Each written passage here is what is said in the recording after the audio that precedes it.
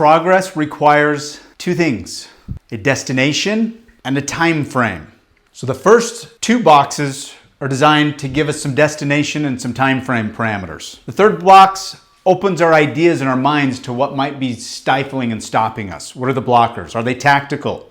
Are they skills? Are they mindsets? And then the fourth box is to give us a sense of imagination to show us what sort of energy we could bring to the other boxes if we stopped squandering all of our imaginative resources and actually started acting like the creations of God that we are, right? Who has heard that it's hardest to make your first million? Everybody's nodding their heads.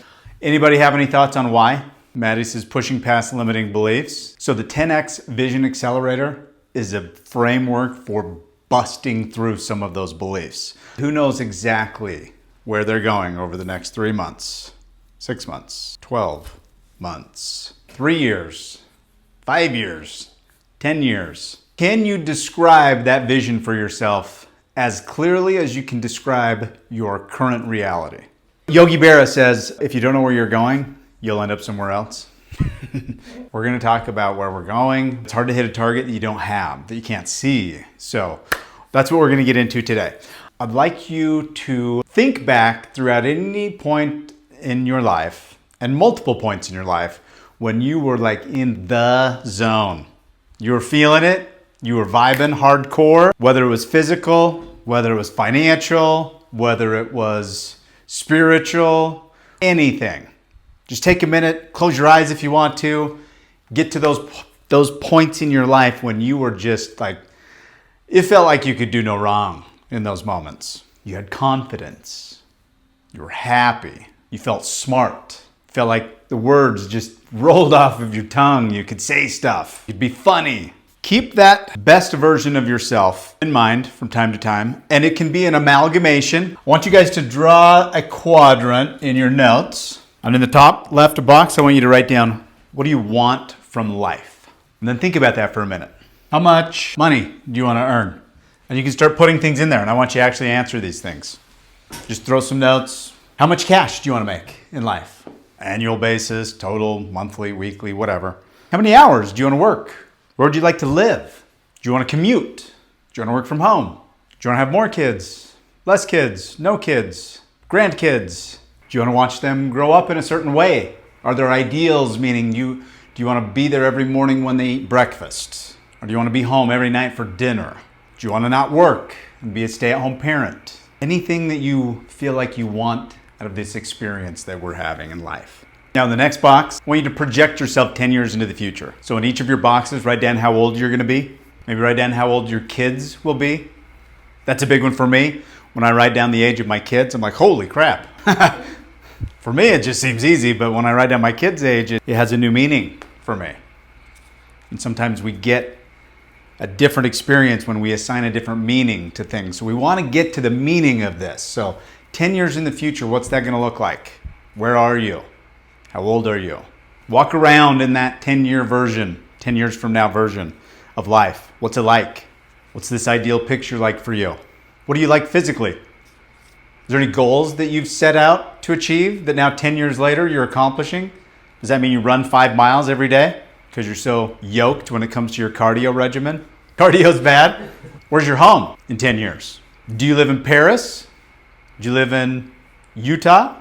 Do you have more than one home? What does work look like? What do your holiday traditions look like? How many grandkids do you have? Where do you spend Christmas? Thanksgiving? What kind of traditions have you grown and built into? Next, we're going to write down what's keeping you from that today. What's blocking you from having that now? Are there beliefs? Did you not get the right degree? Did you not go to college? Were your parents poor? So you're behind the eight ball? Do you want to be a stay-at-home mom? And so some of these things don't apply to stay-at-home moms? How could you do that if you were a mom kind of thing? Are you too old? Are you too young? Do you not have the experience? Bad habits standing in your way? Why not now? So Maddie shared that just the know-how, which is a good one. It's our skills, right? The know-how or how to map out where we are today to where that vision looks like. So the A to B, B to C to D. It's great. Analysis paralysis? I think mine is also some of my goals feel contradictory. Like more money, but being a stay-at-home mom and how that correlates. I love that one. It's total BS, but it's a good one, right? It is. I don't know if you guys heard her. She said they feel in conflict with one another. Like, I want to be a stay-at-home mom, I want to raise kids, and I'd like to make a lot of money. So there's a limiting belief in there under 50 feet of crap that says you can't really have both, right? And so I would challenge you to think about who said you can't have both. And there's a belief system there, and I'm not saying that it's right or it's wrong, but it's a belief. So I want you to put in your notes somewhere around this box, I want you to separate the tactical from the skeptical. Okay, and identify the things that are skill-based and separate those from the mindset or belief-based. There's a whole bunch of crap inside this blocker box. And some of them are things like, I don't know how to go from A to B, from B to C, right? Those are skills and tactics that I need to develop and learn. And others are just belief systems that may or may not be true. The biggest and most important thing is a vision, and that's why this is called the 10X Vision Accelerator. You guys have probably heard and seen books and seen headlines that 2X is harder than 10X. Anybody? Mm-hmm. Okay, what the heck does that mean? The reason that is difficult, this whole concept of 2X versus 10X, this is hard because you're basically staying the same person. You're doing mostly the same things. You still get up at the same time, you go to bed at the same time, you're going to the same gym, you're talking to the same people, you're going to the same office.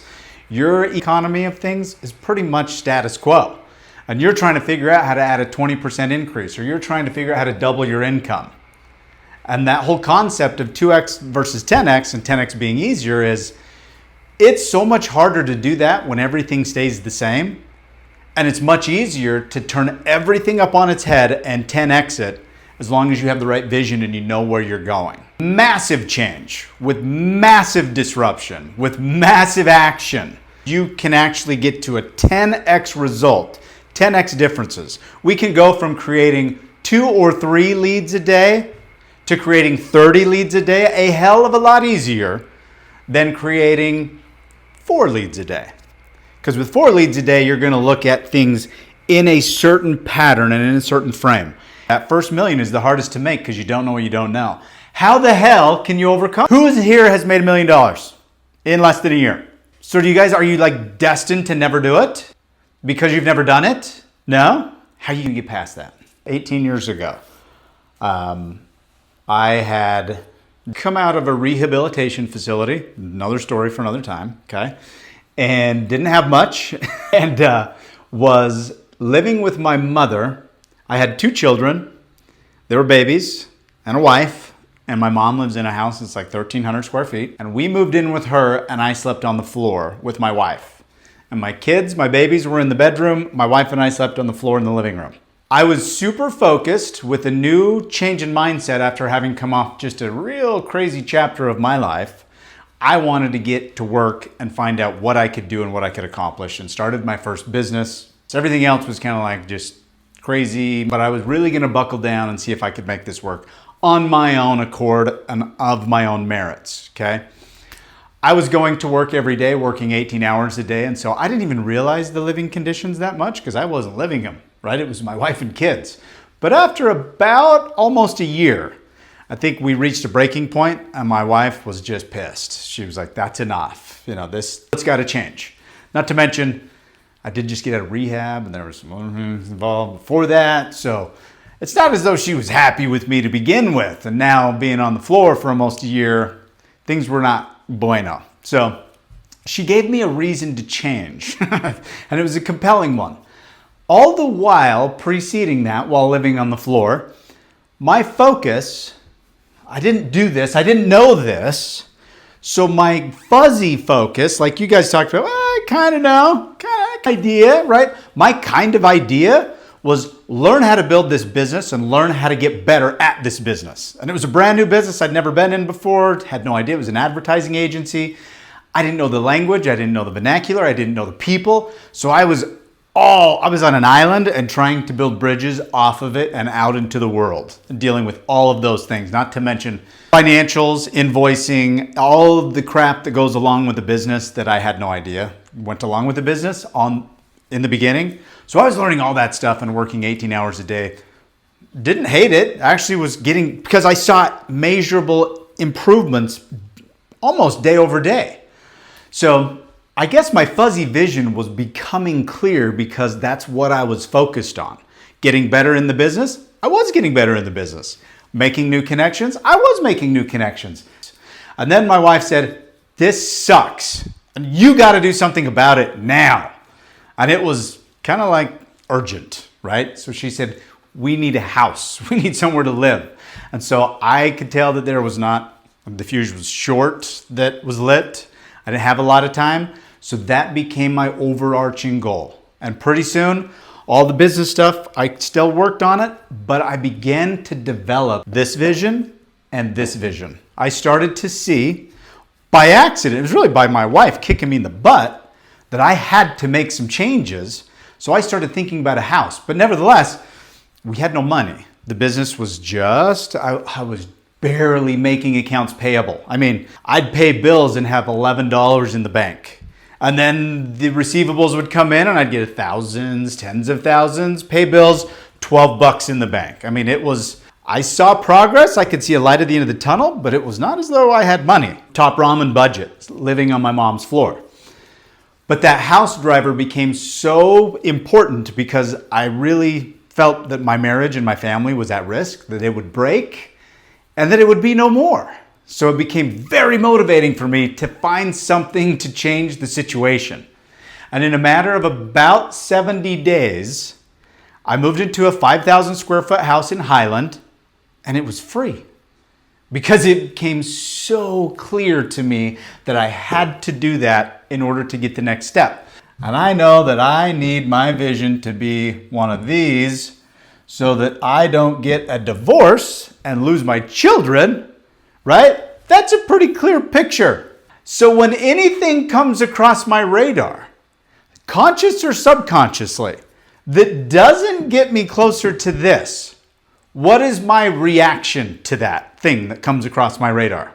Or just flat out no. And you don't even have that. That's what's cool about this, is why it's an accelerator, because you don't have to sit there and consciously make a balance sheet for it. You don't say, oh, pros, if I do this. So somebody calls and says, Justin, can you come over and do this thing and talk to these people about this project?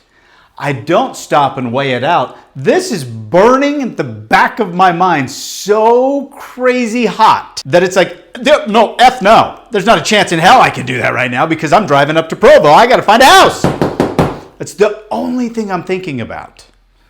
I'm thinking about the house, and so I don't have to stop and make the ledger. I don't take the call. I don't even accept the call. So it's not as though I'm tempted for the distraction. The distractions don't even exist. Next box is where we start to unlock it. 10 million bucks. I want you to imagine that I have in my hand for you a cashier's check for $10 million. Now I'm going to give it to you just because I think you're cool. Think of that pending deposit, 10, comma, period.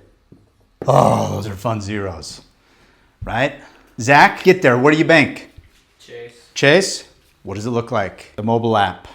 You're looking at it. It's there. Maddie, same. Think about that. You have $10 million now in this meeting. When you leave this meeting, how are you going to leave? You can do a little one of these on the way out the door. What does that do to your thoughts? What does that do to your mindset? What would you act like today? What would you start doing today?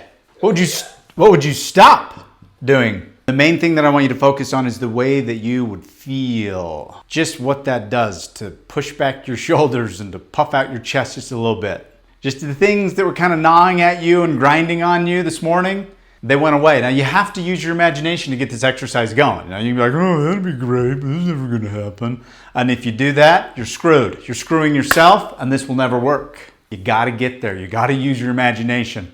God gave us imagination for a reason. And most of us spend all of our time sucking up our available imagination and squandering it with worry. And that's all worry is. It just effing robs us of our imaginative resource. Guys, progress requires two things: a destination and a time frame. So the first two boxes are designed to give us some destination and some time frame parameters. The third box opens our ideas and our minds to what might be stifling and stopping us. What are the blockers? Are they tactical? Are they skills? Are they mindsets? Are they beliefs? Are the beliefs real? Do they hold water? Would they pass a simple litmus test if we scrutinized them a bit? And then the fourth box is to give us a sense of imagination to show us what sort of energy we could bring to the other boxes if we stopped squandering all of our imaginative resources and actually started acting like the creations of God that we are, right? Let's go back to the beginning where we started. We started talking about, in the beginning, this version of ourselves, this point, a time in our life when we felt our best physically, spiritually, intellectually, confidence. Get back to that picture now, but add all these zeros to it. But make a couple of notes so that you can use this time that we've invested now to just take a snapshot in time of what that feels like. Your best version of yourself in any category of life, plus 10 million bucks cash in the bank. And what kind of a spring that puts in your step. And what kind of things you would do if you had it. You'd get up and spend the first hour working out. You wouldn't drag your butt out of bed at 6 a.m. and be like, ugh. You'd sleep till 7:30 and then go do something. What would you start doing? What would you stop doing? This is your best version of yourself. And make that a paragraph that is your 10x vision. Number one, we're going to write that vision. Next thing, can you believe, can you get yourself to believe with your imagination, with all your faculties and resources, that the things that you're writing down in the first couple of squares, that they are yours, that you already have them, or you have the innate God-given ability to create them, and or that they are on their way to you as you speak. You are planting the little mind germ seed now, and it is on its way in. Can you act? Can you believe as though you are over here in this fourth box and really believe it? Number three, the last one is time. We are generally awake for around 16, 18 hours a day. How many of those hours, how much of that time can you stay in that state of belief? Can you anchor yourself back to this, where you feel and act as though you have that 10 million bucks? You know these things that you don't have are on the way. They're so rest assured they will be here. Can you stay in that state 80% of the time? What percentage of the time can you be in there today? And can you figure out how to increase that percentage of time tomorrow? So what this does is if you have your vision clear, you start getting this target, just like my house. You know what you're going for. So the more clear we get this vision, the more distractions begin to fall away of their own accord. Because we have a vision with clarity, with purpose, and we know where we're going, we know the direction, we know the outcome that we want to produce, we know what 10 years from now looks like. A lot of these things, 80% of the things that we struggle with now that we think are so hard to figure out and we don't know what to do, they just vanish of their own accord. Again, magic? I don't know. Is it science? Maybe there's some reticular activation system that's at work. Who cares? You figure out whatever you need to figure out. For me, I just want to flip the lights, man. I just want light. Let there be light. I'm good with that. I don't need all the science behind it if it's giving me results. If you can maintain that state of belief, and you're going to have undermining thoughts, right? Maddie, you're going to hear the voice inside of your head, and it's going to say, but that doesn't work with this one. Blah, blah, blah. And it sounds kind of crappy, because it usually does. That voice isn't one that's like, good job, Maddie. No, it's going to be like, you can't make a lot of money and have kids. It's going to give you a bunch of shit. So what are you going to do when that comes? I would say be ready. Kick its ass. Get it out of there. Do whatever you got to do. Another trick I learned in rehab. I yell at it. I'm like, get out! Just get angry if you need to. Sometimes we miss it. I think we could all get a little angrier from time to time, actually, now that I say that. Let's get fired up. Do we want 10 years from now to look like it is now? Who's going to be happy with that? Nobody's hands are going up, man. It's all right if you get a little mad once in a while to make sure that doesn't happen. So if those beliefs and those undermining blockers come to bear, which they will, rest assured, figure out ways that you can shut them down. Now again, there's two categories usually in this box. There's skills and there's mindsets and beliefs. If they're mindset and beliefs, just give them the middle finger. Do whatever it takes. Seriously, spare no expense. Do whatever it takes to make them go away. If they're skills, just go work on it. Go buy a book. Read the book. That's it. But if you sit there and go, I don't know, man, I don't know how to do that, then you're screwed. And your next 10 years from now is going to look quite like today looks. And every one of you have the capability of having a 10 years that's twice as good, or maybe even 10x as good as this 10-year vision you guys put down. And that's one of the biggest obstacles in making that first $1 million is that we don't even know how. And you guys have all said that in some derivative form. Well, I don't know exactly what either that next step is, or I don't really know how. What I'm hearing is I'm not really sure how to imagine that kind of a future. And hey, I get it. I was on my mom's freaking floor. I didn't know how to imagine that. But thankfully, my wife gave me a compelling and motivating reason to change. And almost by accident, I stumbled into this and started to focus on the house. But then I also had the business that was important. And we're going to get into these multiple effects of how you can have multiple things you focus on, as long as you have a system and a strategy for doing that. But I had the house, and then I had the business, and then I had the connections. And I had this direction, that fuzzy one that you guys talked about. I knew it was a direction I wanted to go. And as I started to work, I began to bring these things into view. And as I saw them, I was like, hey, wait a minute. That wasn't even that rough. That wasn't that hard. And that really gave me a compounding effect. Then I got serious about really defining these things and thought, okay, if I turn sleeping on the floor with $14 in my business checking account into having a 5,000 square foot house paid for, having somebody let me drive their Mercedes car around, and now I'm bringing in $100,000 a month of receipts and I'm probably profiting 20% on that. Holy crap, I did that in just a few months. Now what could I do? And then I started getting real serious about, let me define really what I want to get from this. What do I want things to look like in 5 years, in 10 years? And as I started to put a pencil to paper, the first $1 million, if you start from the floor to that threshold, it was probably 15, 16 months of a lot of pain and suffering.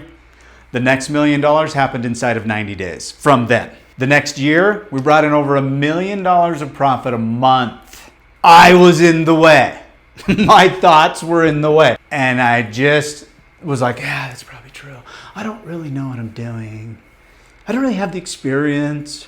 I'm not really sure how to chart that path or build a business plan. How do I know about business plans? I've never built one before. And when I finally went, you know what, screw that.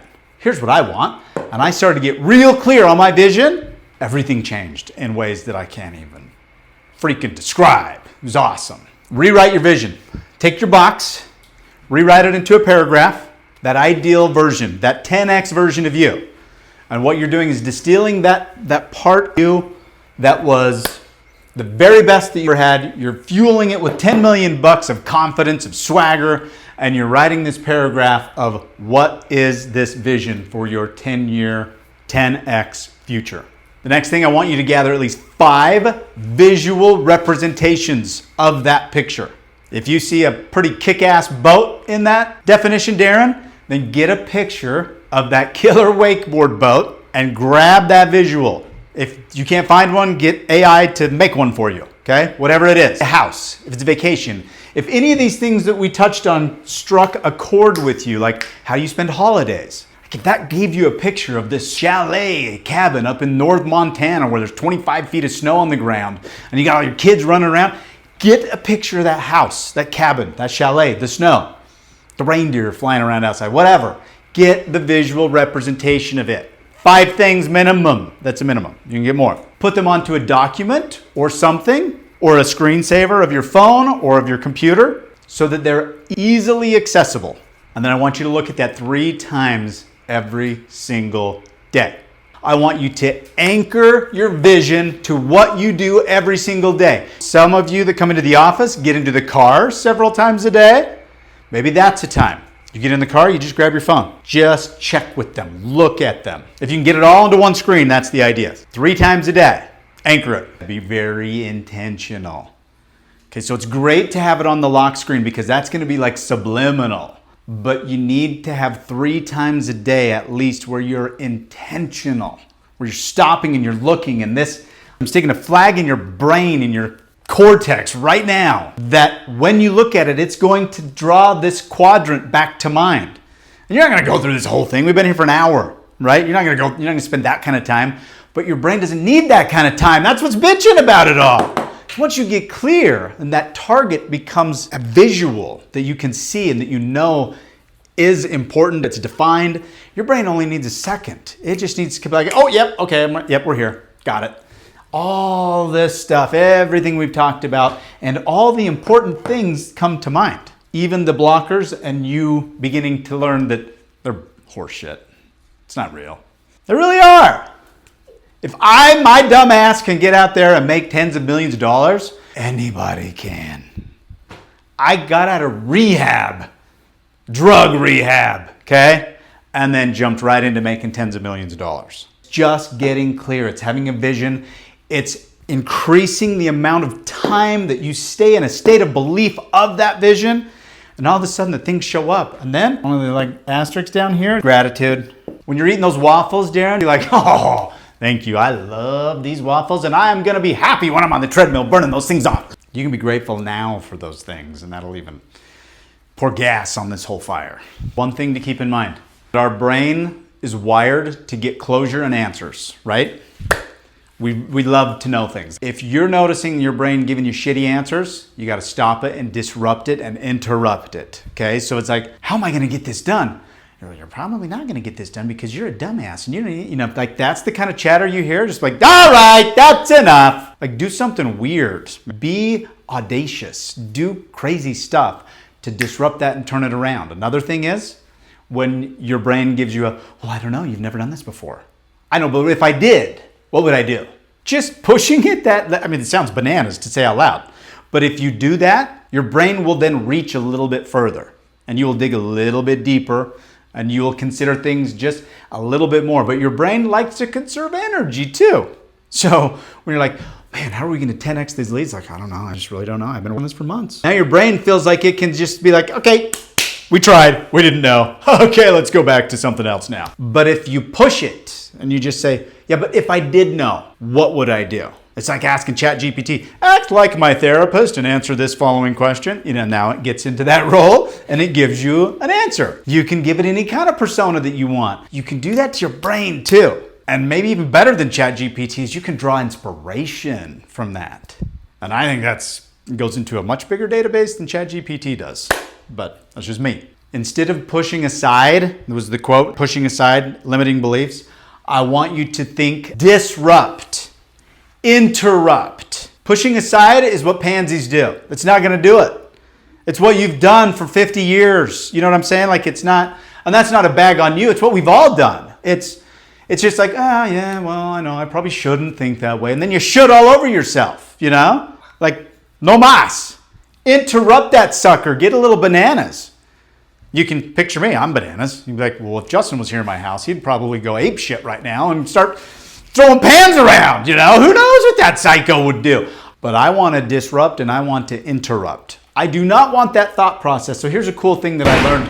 When you first have a thought, imagine getting in your car and trying to go up over that mountain. Here's the mountain right here. You get in the car over here, you got to go over. How easy is that going to be? You're going to have boulders, trees. I mean, there's going to be areas where you're like, okay, we got this. Oh, you know, big ravine. Okay, but what happens when you make a thought, when that thought connects, when you say things like, well, yeah, I'm going to push that aside. I know I shouldn't think that way, but you're okay thinking that way because you didn't really do anything to disrupt it. You've made a connection. So it's like that car went over that. So the first time over, it's hard. It's hard to make a new thought. And this comes back to this $1 million question. Why is it so hard to make your first million? Because you're driving over the mountain and you're like, you're hitting things. And every time you hit something, you're thinking, holy crap, are we going to make it? Okay. Once you do it once, then what? You look back. Now you can see your tracks.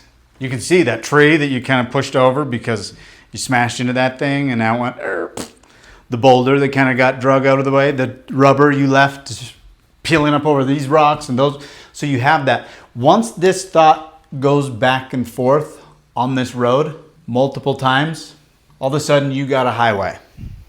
So you guys have all these years of highway thinking. You've created, and this is what you learn when you do drugs. You learn that it's easy to make the first time doing these stupid behaviors that are totally self-defeating, absolutely unhealthy. You know they're going to kill you. The first time it's not like, hey man, yeah, I'll take some of that. Cool. It's kind of like, I know that's wrong, but you justify it. You think about some reason, some way that it makes sense for you to do it just this once, and the connection is made. The road is cut through the trees. The next time, it's just that much easier. The next time, it's that much easier. You do it 100 times, you got like an 8-lane paved freeway with, I mean, you're in the freaking HOV lane. Nobody's there. You're just like, brrr. You're driving a fast sports car. It's automatic. Now what happens when you want to change that though? Your brain's like, whoa, whoa, whoa, whoa, whoa. Why do all this when we got this? We know how to do things.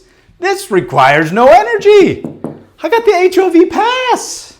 I don't even need to pay. Like I'm got a lifetime membership over here. And it's going to want to take the path of least resistance. It was the path of most resistance until you made it the path of least resistance. So you want to get trees growing up here. And the way you do that is just let them grow. Just don't drive on that thing. So if you create another road over here, pretty soon it looks like that paved road. Those are going to be trying to get you back on your paved road. You're going to say, what are you doing? You've never done that before. You're an accountant, for hell's sakes. Accountants don't make $1 million. What's wrong with you? And that's where you gotta be like, don't think so. Not listening to you. And you just drive off road, man. Go off road. Don't listen to any of that stuff or come up with something that you can get your mind to shut up. But the main thing is you come back to the target, which is your vision with clarity. And the rest starts to fall away. But again, dirt road, paved road, just remember that analogy. It's easy to jump back on that paved road. That is going to be your default. Without effort, that's where you land. If you're conscientious of it, if you focus and make your choice, you can make the roads wherever you want to go.